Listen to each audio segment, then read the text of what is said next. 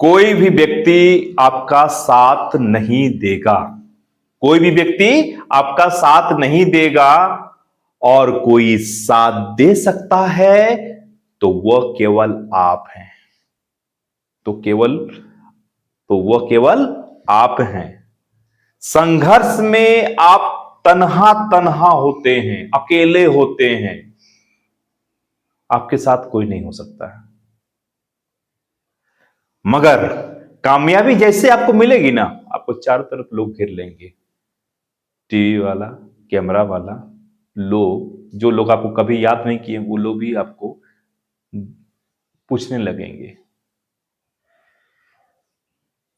समझ में आ रहा है ना कि इतना काबिल बनिए ना, इतना काबिल बनिए कि आपको रोकने के लिए लोगों को साजिश करना पड़े, कोशिश नहीं। इतना काबिल बनिए। और आपकी डिग्री को भी औकात नहीं कि आपकी डिग्री को भी वो चेक करे। भी समय है, समय के साथ आप बढ़िए, आगे बढ़िए। शुभकामनाओं के साथ आपको हम शुभकामनाएं देते हैं कि आप आगे बढ़ते रहें और अच्छे जगह पर पहुंचे, ताकि मां बाप भी आपके साथ रहेंगे और लोग भी आपके साथ रहेंगे। अभी समय है, समय के साथ बढ़ें, आगे करें। जोहार और आदाब, एक नए वीडियो के साथ फिर से आपको स्वागत है। आज का वीडियो बहुत ही इंटरेस्टिंग होने वाला है। आज का वीडियो है वो है आपका टेक्निक्स।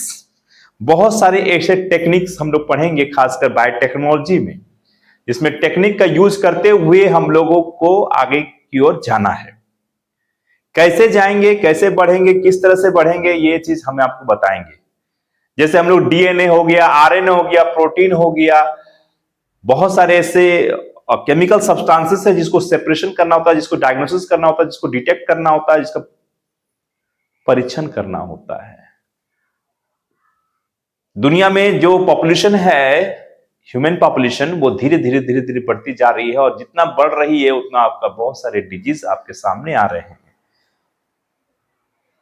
तो उसको डिटेक्ट कैसे करेंगे, उसको जानेंगे कैसे, उसको कैसे बताएंगे, ये लिए हमारे साइंटिस्ट ने बहुत सारे चीजों का इन्वेंशन किया है और उसके बारे में हम लोग डिटेक्शन करेंगे और देखेंगे कि कैसे वो डिटेक्ट होता है। जैसे DNA, deoxyribonucleic acid, RNA, ribonucleic acid, protein, carbohydrate, vitamin, hormones, अलग अलग प्रकार के केमिकल सब्सटेंसेस जो ब्लड सैंपल से, यूरिन सैंपल से और विभिन्न प्रकार के सैंपलों से उसे एकत्रित करते हुए उसका डिटेक्ट किया जाता है, उसको डायग्नोस किया जाता है। तो चलिए, आप देख रहे होंगे लिखा हुआ है techniques use to detect following chemical substances. अलग अलग सब्सटेंसेस को कैसे हम लोग डिटेक्ट करते हैं। जैसे एक टेक्निक का नाम है, एक तकनीकी है। जैसे हम कोई भी चीज को डिटेक्ट करना चाहते हैं तो कैसे करेंगे। ईस्टर्न ब्लोटिंग टेक्निक एक टेक्निक है, नाम रखा गया ईस्टर्न ब्लोटिंग टेक्निक। अगर एग्जाम में पूछा जाता है कि ईस्टर्न ब्लोटिंग टेक्निक से क्या चीज सेपरेट करते हैं, तो याद रखिएगा पोस्ट ट्रांसलेशन मॉडिफिकेशन। यानी ट्रांसलेशन क्या, प्रोटीन, प्रोटीन के बाद क्या होता है, प्रोटीन को फोल्डिंग होना होता है, प्रोटीन को बहुत सारी जगह पैकेजिंग करना होता है। कार्बोहाइड्रेट है, प्रोटीन है, ग्लाइकोसाइलेशन है। अगर हम लोग पढ़ते हैं translation is the process by which formation of क्या है, पॉलीपेप्टाइड। पॉलीपेप्टाइड डायरेक्ट प्रोटीन नहीं बनता है, उसको फिर फोल्डिंग होना पड़ता है। प्राइमरी, सेकेंडरी, टर्सरी, क्वाटनरी, बहुत सारी फोल्डिंग होते हुए वो चीज को कंप्लीट होता है। तो पोस्ट ट्रांसलेशन मॉडिफिकेशन को देखने के लिए हम लोग क्या करते हैं, ईस्टर्न ब्लोटिंग टेक्निक का यूज किया जाता है। चाहे उसमें कार्बोहाइड्रेट चाहे प्रोटीन की बात करें, है ना, ध्यान दीजिएगा। Eastern blotting technique, western blotting technique. देखिए, जैसे ब्लॉटिंग के मतलब समझ जाइए, थोड़ा सा हम समझा रहे हैं। जैसे मेरे उंगली में मैंने ऐसे कर दिया यहाँ पर, और देखिए मैं यहाँ पर क्या कर रहा हूँ, इस जगह पे देखिए, ये देखिए, ये ब्लॉट हो गया। इसी चीज को जाकर डिटेक्ट करेंगे किसी टेक्निक में, खासकर जो है उसके लिए बनाया गया है, बहुत सारे अलग अलग टूल्स एंड टेक्निक है, उसको यूज किया जा रहा है। ये है ब्लॉटिंग। पेपर में क्या हम लोग नाइलोज एनसीएफ बोलते हैं, नाइलोज सेलुलोज पेपर बोलते हैं, उस पर ब्लॉट करते हुए हम लोग उसको देखते हैं और उसको डिटेक्ट किया जाता है। Western blotting technique protein detection करने के लिए किया था। कहीं कहीं पूछा था कि व्हाट वेस्टर्न ब्लॉटिंग टेक्निक से हम क्या चीज डिटेक्ट कर सकते हैं, किस तक का डिटेक्ट किया जाता है, तो वो प्रोटीन डिटेक्शन करते हैं अननोन सैंपल से। एक होता है इन सितु हाइब्रिडेशन, एक होता है आपका क्वांटिटी, है ना, क्वांटिटिव जो पीसीआर है या क्वांटिटिव आपका आरटी है, आरटी जो पीसीआर है उसके थ्रू भी, रिवर्स ट्रांसक्रिप्टेज के थ्रू भी हम लोग क्या करते हैं, आपका नॉर्दर्न मतलब आरएनए सीक्वेंस का डिटेक्ट किया जाता है। ये सब टेक्निक है, इन सितु है, RT QRT, northern plotting technique, RNA sequence का डिटेक्ट किया जाता है। राइबोन्यूक्लिक एसिड सदर्न से होता है डीएनए सीक्वेंस को डिटेक्ट किया जाता है। ये सब टेक्निक है और किस सैंपल को डिटेक्ट किया जा रहा है ये सब लिखा गया है। नॉर्थ वेस्टर्न लिखा हुआ है। नॉर्थ तो हम लोग पढ़ रहे थे कि आरएनए और वेस्टर्न से प्रोटीन, यानी दोनों मिला हुआ रहेगा। जब कॉम्प्लेक्स में रहे तब क्या करेंगे, डिटेक्ट प्रोटीन आरएनए कॉम्प्लेक्स को डिटेक्ट करेगा। कौन? नॉर्थ वेस्टर्न ब्लोटिंग टेक्निक से। साउथ वेस्टर्न ब्लोटिंग टेक्निक से क्या करेंगे, डिटेक्ट। साउथ से हम क्या कहते हैं, डीएनए का। तो देखो प्रोटीन डीएनए इंटरेक्शन को क्या करेंगे हम लोग, इसके थ्रू डिटेक्ट किया जाता है। एक far western blotting technique, identification protein protein interaction. Far western blotting technique के थ्रू हम लोग प्रोटीन प्रोटीन इंटरेक्शन को डिटेक्ट किया जाता है। दोनों रहेंगे, प्रोटीन प्रोटीन रहेंगे सैंपल में, तो उसको क्या करेंगे, डिटेक्ट किया जा सकता है। फार डॉट ब्लॉट टेक्निक से क्या किया जाएगा, डॉट ब्लॉटिंग टेक्निक से क्या किया जाएगा, डिटेक्ट आरएनए और डीएनए विदाउट प्रायर जो होता है जेल सेपरेशन का ना यूज करते हुए हम लोग डीएनए और आरएनए को डिटेक्ट कर सकते हैं। एक होता है क्यूपीसीआर यानी quantitative PCR polymerase chain reaction के थ्रू, या 2D जेल इलेक्ट्रोफोरेसिस, या मेसल्सन स्टॉल, या एफआईएसएच है ना। इसको बोलते हैं फ्लोरेसेंस इन सितु हाइब्रिडेशन। फ्लोरेसेंस इन सितु हाइब्रिडेशन डीएनए रेप्लिकेशन को डिटेक्ट करते हैं। डीएनए रेप्लिकेशन क्या है, डीएनए से डीएनए का बनना, डीएनए से डीएनए का कॉपी बनना, उसी को तो बोलते हैं DNA replication. Xerox copy of DNA बोल सकते हैं हम लोग। तो किसे, फ्लोरेसेंस इन सितु हाइब्रिडेशन, मेसल्सन स्टॉल, या 2D जेल इलेक्ट्रोफोरेसिस, या क्यूपीसीआर यानी क्वांटिटेटिव पॉलीमरेज चेन रिएक्शन के थ्रू हम लोग क्या कर सकते हैं, डीएनए रेप्लिकेशन देखा जाता है। जैसे डीएनए रेप्लिकेशन कर रहा है बैक्टीरिया केस में या हम लोग केस में, तो हम लोग कैसे डिटेक्ट करेंगे कि रियली में हमारा डीएनए रेप्लिकेशन हो रहा है। तो ये सब टेक्निक है। डीएनए फिंगरप्रिंटिंग बहुत बार सुने होंगे। इसके फादर जो है अलेक्जेफ्री है, इन्वेंशन किया है इन्होंने डीएनए फिंगरप्रिंटिंग से। हम लोग क्या किया, identify the individuals by the analysing variation in their DNA का जो सैंपलिंग से डीएनए का एनालाइजिंग इंडिविजुअल्स का। इसमें बहुत ज्यादा अभी बहुत डिमांड है डीएनए फिंगरप्रिंटिंग का, क्योंकि कोई कपल कह रहा है कि ये मेरा बच्चा नहीं है, तो फिर क्या करेगा, उसका सैंपल ले लिया जाएगा। जो बच्चा बोल रहा है कि ये मेरा बच्चा है तो उसका सैंपल ले लिया जाएगा, जो बोल रहा है उनका सैंपल ले लिया जाएगा और इसका सैंपल ले लिया जाएगा, और ये सैंपल लेते हुए क्या किया जाएगा, डिटेक्ट किया जाएगा। और VNTR variable number tandem repeats एक प्रिंसिपल पर काम करता है, क्योंकि बहुत सारे ऐसे जिसका अगर हमारे डीएनए सीक्वेंस में है जहां पर बहुत सारे ऐसे पॉलीपेप्टाइड या रिपीटेशन होता है, वेरिएबल नंबर टैंडम रिपीट्स, बहुत सारे सीक्वेंस डीएनए का जो है रिपीटेशन होता है। तो अगर माँ के पास भी वही है और पापा के पास भी है और बच्चा के पास भी है, तो कुछ जगह पर सीक्वेंस मैचिंग कर जाता है। तो ये देखिए, उसमें हम लोग क्या करते हैं, डीएनए का डिटेक्शन किया जाता है, डीएनए फिंगरप्रिंटिंग।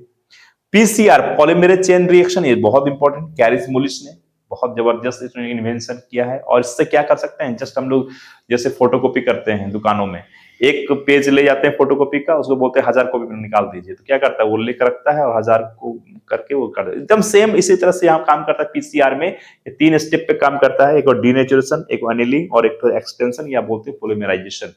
3 स्टेप से, इसके लिए मैं आगे वीडियो बनाऊंगा, मगर यहाँ पर थोड़ा सा जान लीजिए कि पीसीआर का क्या काम है। तो creating million to billion copies DNA RNA segment from a tiny sample, एक छोटा सा सैंपल, इतना छोटा सा सैंपल, तो इसका लाखों कॉपी बना सकता है। कौन? पीसीआर।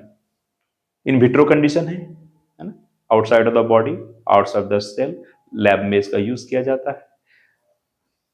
बहुत सारे केसेस हैं, रेप केस हो गया, अगर पेरेंट डिस्प्यूटिंग है उसके केस में भी इसका यूज कर सकते हैं।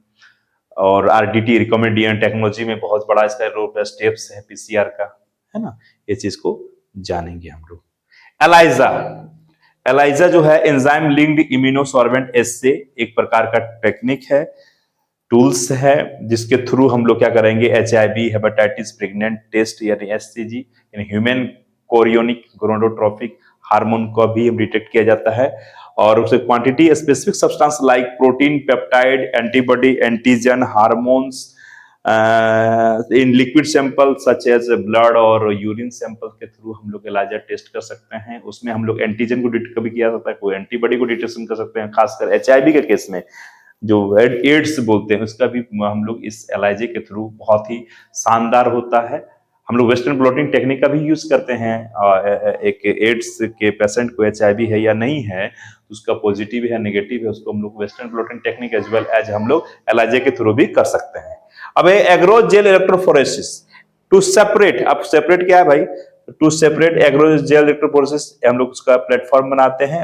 अगार लेके अगार सोलिडिफाई हो जाता है, उससे पर क्या करते हैं हम लोग बफर सोल्यूशन डाल देते हैं, EDTA या TAE, इथिलीन डायमीन टेट्राएसिटिक एसिड, और ये सब डालकर हम लोग क्या करते हैं और DNA को हो सकता है या RNA को या प्रोटीन सैंपल को क्या कर सकते हैं हम लोग on the basis of charge, on the basis of separation of the segment of DNA segment हो गया, स्मॉल फ्रेगमेंट्स हो गया। तो उस चीज को यहाँ पर थोड़ा फोकस कीजिएगा इस जगह पे।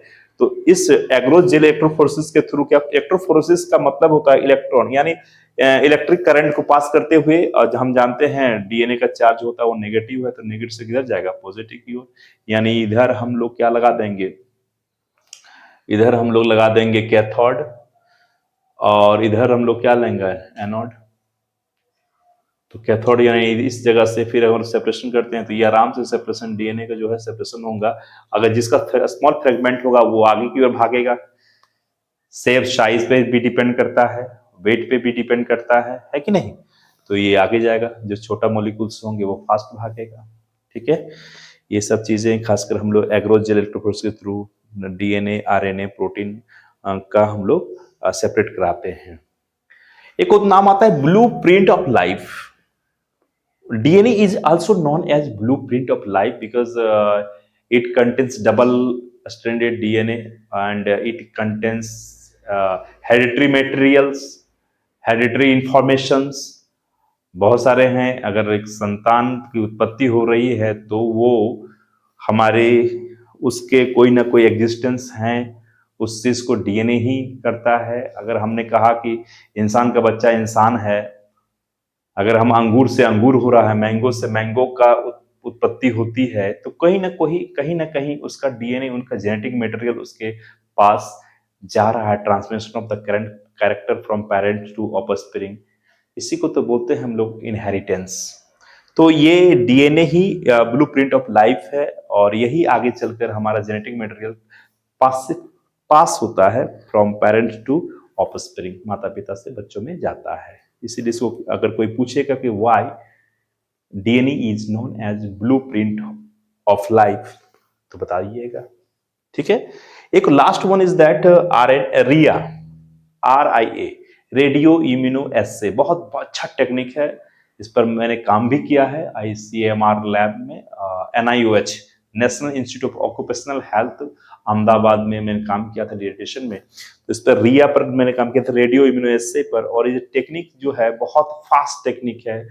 इसमें 100%, 99% आपका पूरा उसको करेक्ट बताता है, उस रिजल्ट को। बहुत अच्छा है। हम लोग यूरिन पर या ब्लड सैंपल्स का यूज करते हुए उसमें एंटीजन एंटीबॉडी इंटरेक्शन को देखते हैं, उसके साथ हार्मोन्स, ड्रग्स, थायराइड का अलग अलग चीजों को हम लोग इसमें टेक्निक्स का यूज करते हुए डिटेक्ट किया जाता है। और use to minute measure the minute concentration of biological sample like peptide हो गया, हार्मोन्स हो गया, ड्रग्स हो गया, ट्यूमर हो गया, मार्कर हो गया, वायरसेस हो गया, एंटीजन एंटीबॉडी इंटरेक्शन किया जाता है। यानी all are the examples of different types of the technique used to detect different types of chemical reaction, chemical substances कैसे डिटेक्ट करते हैं। और हमारा मशीन, हमारा टूल्स, हमारा टेक्निक इतना यूजफुल है हमारे लिए क्योंकि ये समय को बचत करता है, एक्यूरेसी को भी ध्यान में रखते हुए कार्य किया जाता है।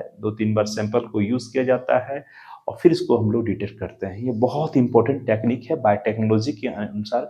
कभी कभी बहुत बार एग्जाम में पूछा गया है, चाहे वो नीट हो, मेडिकल हो, ICMR का हो, CSIR का हो, और या फिर अलग अलग पीजीटी, टीजीटी और डिफरेंट जीआईसी, एलटी अलग अलग एग्जामों में पूछा जाता है, इसलिए आप इसको ध्यान दीजिएगा क्योंकि यहाँ से क्वेश्चन बनते हैं। इसको आप ध्यान से पढ़िए, समझिए और आगे बढ़िए, यही हमारी इंटेंशन है वीडियो बनाने का। अगर वीडियो अच्छी लगी हो तो बिल्कुल इसको लाइक कीजिए, सब शेयर कीजिए और सब्सक्राइब तो जरूर कीजिए ताकि आने वाले जितने भी वीडियो हैं आपको मिलते रहेंगे।